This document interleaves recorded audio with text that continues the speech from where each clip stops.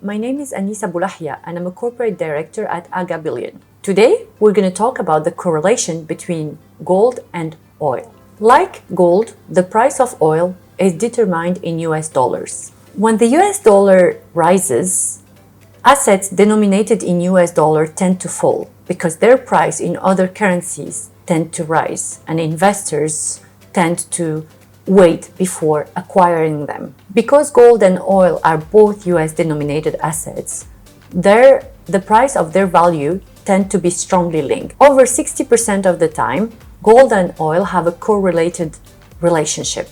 Let's talk, for example, about inflation. As crude oil rises, inflation rises, and the price of gold tend to increase when inflation rises, because gold is known as a natural hedge against inflation. The price of gold and the price of oil are further related in that an increase in the price of oil would have an impact on the economy. The reason being, the oil is extensively used in our economies, and a rise in the price of the oil would lead to slower economies.